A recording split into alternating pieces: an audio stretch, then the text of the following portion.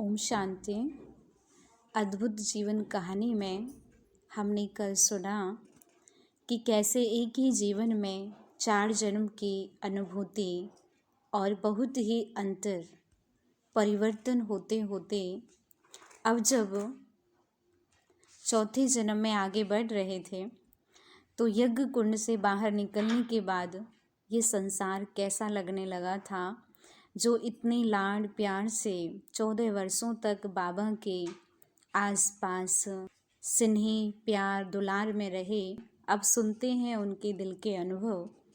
यज्ञ कुंड से बाहर निकलने के बाद अपने लौकिक परिवार की ज्ञान सेवार्थ यज्ञ कुंड से बाहर जाने का ईश्वरीय आदेश मिला तो मुझे बड़ा अजीब सा लगा था। माउंट आबू में बस स्टैंड से बस में बैठकर जब हम आबू रोड पर पहुँचे तो यह दुनिया ही बड़ी अजीब लगती थी।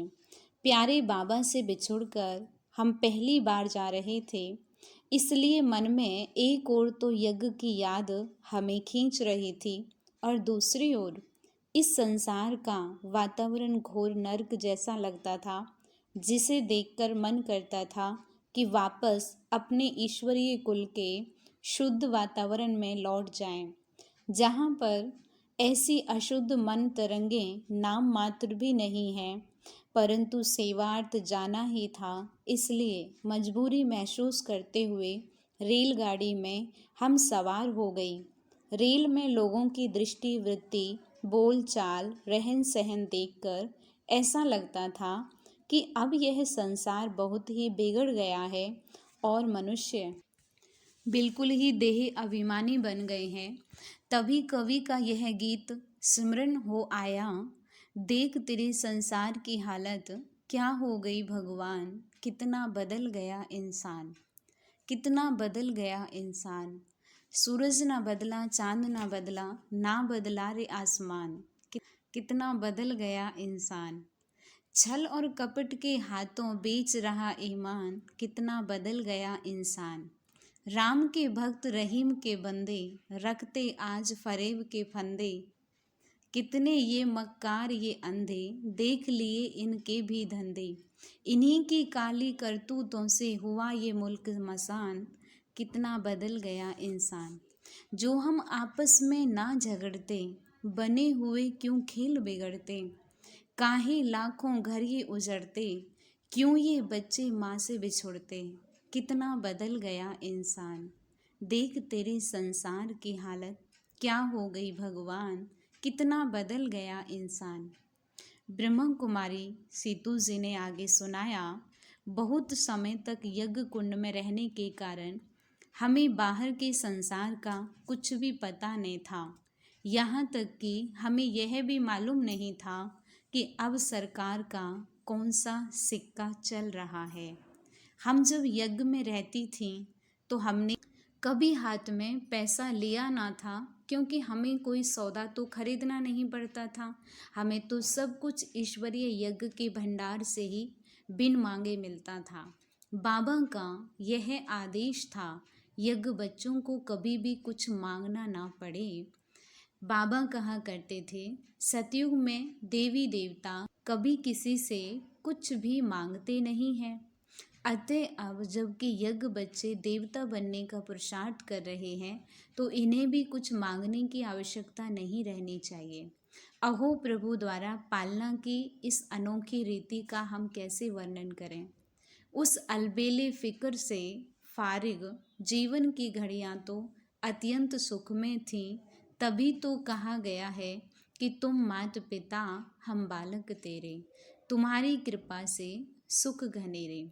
तो मैं यह बता रही थी कि हमें संसार के सिक्कों का भी कुछ पता नहीं था। हमारी दुनिया ही एक न्यारी और प्यारी एक ईश्वरीय दुनिया थी। यदि कोई नया व्यक्ति वहाँ आकर रहता तो वह समझ सकता था कि सचमुच में भोलानाथ शिव एक नई सरल स्वभाव वाली पवित्र पुष्पों वाली प्यारी सृष्टि की रचना कर रहे हैं। मुझे याद है कि एक बार जब हमारी 2 देवी बहनें ईश्वरीय सेवा के लिए गई थीं तो एक छोटी सी समस्या उनके सामने आई थी उन्हें एक तांगे वाले को अठन्नी देनी थी और वे यह निर्णय नहीं कर पा रही थी कि तांगे वाले को कौन सा सिक्का दिया जाए। बात यह थी कि उन दिनों एक नया रुपया निकला था और एक अठन्नी का सिक्का पहले से चल रहा था और दोनों का घेरा लगभग बराबर था। दोनों उन्होंने सिक्कों को एक दूसरे के ऊपर रखकर देखा और जो सिक्का उन्होंने घेरे में छोटा पाया उसे उन्होंने अठन्नी मानकर तांगे वाले को दे दिया, क्योंकि वे दोनों बहनें पढ़ी लिखी तो थी नहीं, परंतु वे अपने लिए यह सौभाग्य की बात मानती थीं कि वे केवल ईश्वरीय विद्या ही पढ़ी थीं और उन्होंने इस कलयुगी नारकीय संसार की छीछी बातें ना पढ़ी थीं ना सुनी थीं। हाँ, बाद में उन्होंने थोड़ा सा अक्षर ज्ञान भी ले लिया ताकि वो लेन देन भी कर सकें। ऐसी निराली अवस्था में जब हम ब्रह्मा कुमारियाँ यज्ञ कुंड से निकलकर लोक सेवार्थ गए, समझा जा सकता है कि हमें यह संसार कैसा लगा होगा। जब हमको लोग कहते हैं कि हम विकारों को जीत ही नहीं सकते तो हमें उन पर बड़ा आश्चर्य होता था, क्योंकि हम पर बाबा ने ऐसी ज्ञान वर्षा की थी कि हमारा तो सहज स्वभाव ही निर्मल हो गया था। अपनी पहली रेल यात्रा के बारे में ब्रह्मा कुमारी गंगा जी ने सुनाया। रेल में बैठे हुए भी हमें अपने यज्ञ की याद आती रही और बाबा की ओर हमारा मन खिंचा रहा। आखिर मन को हमने जैसे तैसे अपने काबू में करके पास बैठी दूसरी माताओं को ईश्वरीय ज्ञान सुनाना प्रारंभ किया। उन लोगों को इससे बहुत ही शांति का अनुभव हुआ और वे हमें अपने यहाँ के लिए निमंत्रण भी देने लगी। उन पर इस ज्ञान का बहुत ही अच्छा प्रभाव पड़ा। तब हमें बाबा के ये महावाक्य याद हो आए कि बच्ची, जब आप यह ईश्वरीय ज्ञान लोगों को सुनाओगी तो उन्हें बहुत खुशी होगी और आपका बहुत प्रभाव निकलेगा। हम जब ब्रजकोठी में बाबा से विदा ले रही थी तो बाबा ने हमें अलौकिक स्नेह से युक्त दृष्टि से निहारते हुए तथा पुचकारते हुए कहा था, बच्ची जाओ, आप शक्तियों का काम ही है सभी आत्माओं को जगाना, खूब सेवा करो। एक दिन आएगा कि तुम्हारी ज्ञान धारणा का चमत्कार देखकर तथा पवित्र जीवन देखकर लोग तुम्हारी जय जयकार करेंगे। अब वही महावाक्य साकार हो रहे थे। हम मनोहर इंदिरा जी के उन लौकिक संबंधियों के यहाँ पहुँचे जिन्होंने हमें निमंत्रण पत्र में यह लिखकर भेजा था कि आप आकर अपने 14 वर्ष की तपस्या से और आध्यात्मिक अनुभवों से हमें भी जगाओ तथा ज्ञानामृत पिलाओ। हमने उन्हें यह तो सूचना दे ही दी थी कि हम लोग प्रातः बहुत जल्दी उठती हैं और स्नान आदि करके ईश्वरीय स्मृति में लवलीन होती हैं, अतः हमारे लिए एक अलग कमरा चाहिए। हमने उन्हें यह भी बताया हुआ था कि हम अपने ही हाथों से अपना भोजन बनाती हैं और हम कोई भी अशुद्ध अथवा तामसिक भोजन नहीं लेती, इसलिए हमारे यहाँ रहने पर घर में प्याज आदि तामसिक पदार्थों का प्रयोग नहीं होना चाहिए। इसके लिए उन्होंने उचित व्यवस्था कर दी थी। अतः जब हम उनके यहाँ जाकर ठहरीं तब हम ईश्वरीय नियमों के अनुसार ही रहती थीं। हम उन्हें भी ईश्वरीय याद में स्थित होकर भोजन बनाने तथा भोग लगाकर भोजन खाने की प्रेरणा देते थे। उन्हें ईश्वरीय ज्ञान भी हम नित्य प्रति सुनाते और पवित्रता का मार्ग भी दर्शाती थी। उन पर हमारे जीवन का काफ़ी प्रभाव पड़ा, परंतु वे इस भ्रम में पड़े हुए थे कि गृहस्थ तथा व्यापार करते हुए उन नियमों को पालन करना कठिन है।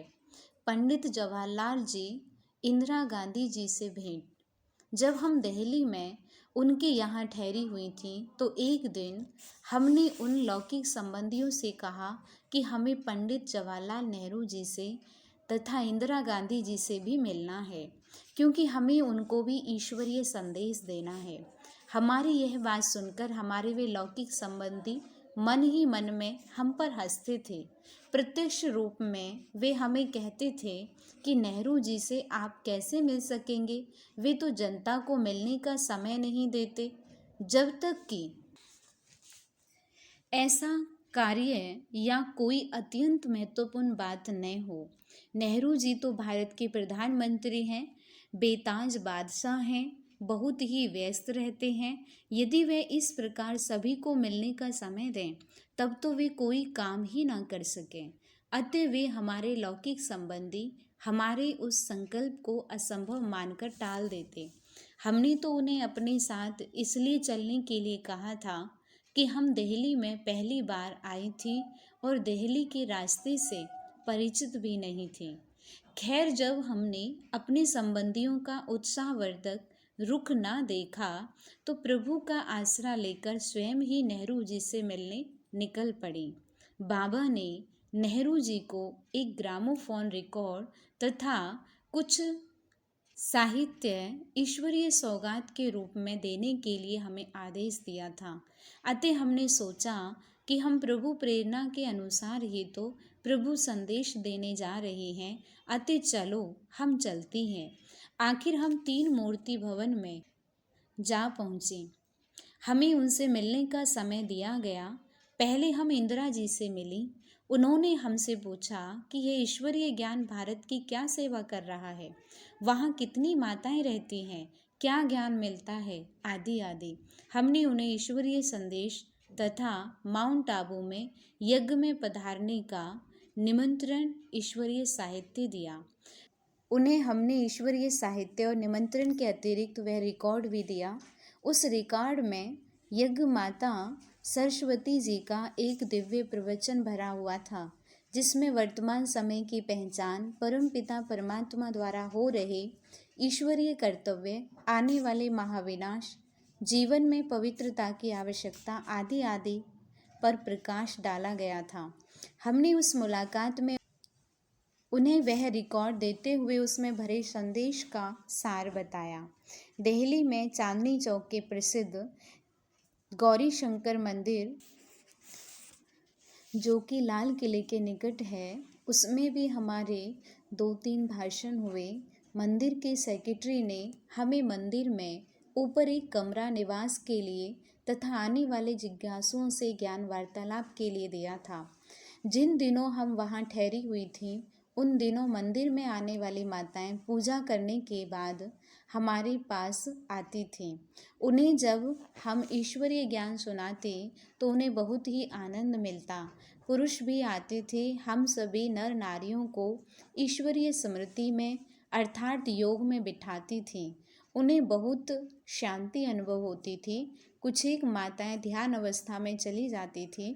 उन्हें कलयुगी सृष्टि के महाविनाश, सतयुगी सृष्टि की स्थापना के दिव्य साक्षात्कार भी हुए। कभी कभी ज्ञान की प्यासी उन माताओं को घर लौटने में कुछ थोड़ी देर भी हो जाती। वे घर वालों को आत्मिक नशे में दिखाई देती। उनके घर वाले उन्हें डांटते डपटते भी थे। जिस किसी को साक्षात्कार हुआ होता था, वे अपने परिवार वालों को अपना अनुभव सुनाती थी, परंतु उनके कुटुंबी कहते, यह भोली माता है, इसे किसी ने जादू लगा दिया होगा। अरे, साक्षात्कार होना क्या ऐसी मामूली और सहज बात है? घोर तपस्या करने पर ऋषियों मुनियों को भी साक्षात्कार नहीं हुए। वे उन पर जादू हुआ मानकर उन्हें मंदिर में ना जाने देते, और यदि वे हट करती तो उन्हें मारते पीटते थे। कुछ पुरुष यह भी देखने चले आते थे यहाँ कैसा जादू है, परंतु जब वे सम्मुख आकर ज्ञान सुनते तथा वातावरण देखते, तब वे समझ जाते कि इन बहनों का जीवन उच्च और प्रभावशाली है। यह ज्ञान जीवन में पवित्रता के लिए प्रेरणा देने वाला और प्रभु से प्रीति पैदा करने वाला है। जो सम्मुख आकर ज्ञान ना सुनते, वे भ्रांतियों में ही पड़े रहते। इस प्रकार बाकी आगे के अनुभव हम कल सुनते हैं। ये बाबा की अद्भुत जीवन कहानी हमें बहुत ही प्रेरणा देती है। और अंदर से आंतरिक पट खोल देती है। ओम शांति।